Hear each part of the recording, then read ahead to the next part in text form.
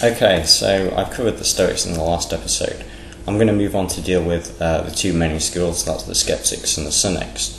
So, with regards to the Sceptics, I suppose you could view the first skeptic as Socrates. You remember from one of the very early episodes that Socrates was the man who knew he didn't know very much, and that was what made him intelligent, and also he was prepared to expose that other people didn't know very much through his questions. That's why he was the gadfly, and that's why he was put to death. Now, this lack of ability to know things was taken a bit further by Pyrrho. Now, he travelled with Alexander to India, and he studied under the Gymnosophers, or the naked lovers of truth, out in India. We don't know whether they were naked out there, but we do know that they had a very interesting view of knowledge and what we could actually know. And so in addition to the sort of sensory skepticism that had made Plato come up with his theory of forms, they also added moral skepticism and logical skepticism. Now, once you start to attack the self-evident principles which are used to underlie logic, or say that they can't truly be self-evident, you end up putting a big hole in logic, and it becomes very difficult to know, to know anything at all.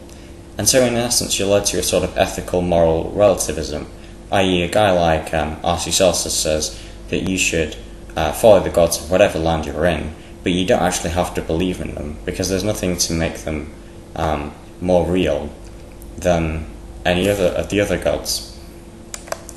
Following on from Pyrrho, there were sort of two ways that skepticism went. You had a very hard skepticism of someone like Celsus.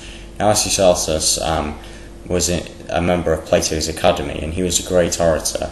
He was very good at destructing arguments. He was good at showing the flaws in them, and he could argue both sides so persuasively that it was hard to tell one from the other, and therefore you got to a sort of ethical relativism.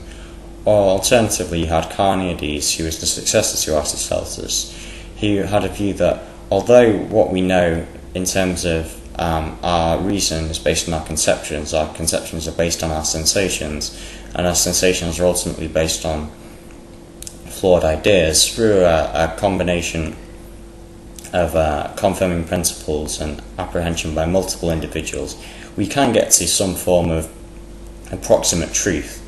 Now, the useful thing about being sceptical was it got away from the almost dogma of the Stoics. The Stoics believed that the universe, as discussed in the last episode, was guided by this divine principle or logos, and this of course led to some difficulties in the Stoics explaining the concept of evil, which I will endeavour to outline possibly in the next episode. But the Sceptics didn't have to bother with such a divine principle, and so together with their ethical relativism, they made a great contribution to Greek philosophy. Moving on then to the next school of thought, is the Epicureans. Now, the Epicureans, I say they're a school of philosophy, but really it was almost like a cult of hippies. The founder of the Epicureans was Epicurus himself. He was born in 342, so slightly before Alexander, but most of his famous work or ethical discussions occurred after he set up his school in Athens in 307. The school was known as the Garden, and it was a house in Athens with a garden. Surprise, surprise. There was a sign on the doorway above saying, "Stranger, here you'll do well to tarry, for here our highest good is pleasure." And this kind of is a pretty good introduction to Epicurus philosophy. It's primarily pleasure-based, and it's not terrifically complicated. However, it's important to notice that Epicurus was a man of fairly simple wants when it came to pleasure.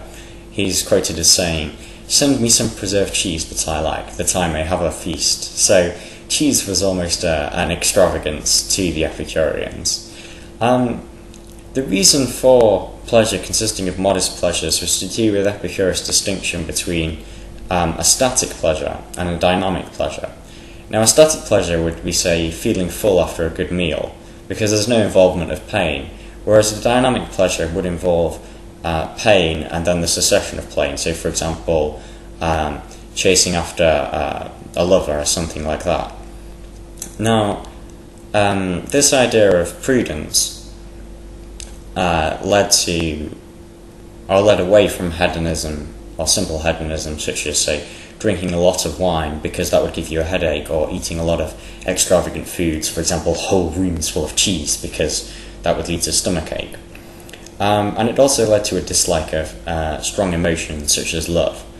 Now, this idea of moderation was kicking around the ancient world quite a lot. I mean, Aristotle had a similar doctrine in the form of the golden mean, which was that the optimal course of action lay between two extremes. And similarly, in Buddhism, which the Greeks came into contact with, there was this idea of the cessation of desire and a lack of extreme hunger being a good thing. So, this is one part of Epicurus' philosophy, but I think if I recite the Tetrapharmakos, which is almost a creed of the Epicureans, you get an idea there's slightly more to it than that. So the Tetrapharmakos is, don't fear God, don't worry about death, what's good is easy to get, and what's terrible is easy to endure. So we've discussed the idea that what's good is easy to get, but we've not discussed this this fear of God or worrying about death. And one of the issues for people in the ancient world was this fear of what happened after death. Now, there wasn't such a fear of the afterlife in contemporary Greek thought, but there was definitely some fear of the afterlife in the ancient world. For example, you had the ancient Egyptian religion, which had bad people being fed to a sort of monstrous crocodile-type chimera if their souls were found to be wanting, which obviously wasn't particularly comforting. So Epicurus, he believed in the gods, but he believed they weren't interested in the affairs of mortals, and so therefore he said, don't fear God. And he had a sort of an atomist conception of the human as well. So he believed that humans were made up of atoms, and all the soul was a material that ran through the body, which dissolved on death. So therefore, if there was no soul that was going to survive after death, and if the gods weren't interested in humans, then there was no reason to fear them. And this elimination of fear was quite a comforting thing in the ancient world. But as you can imagine, in modern times, it's proved slightly more controversial. Well, maybe not so modern, but in, say, Dante, for example, the great Italian medieval poet, he reserved a special circle of hell for the Epicureans, for them being the original heretics.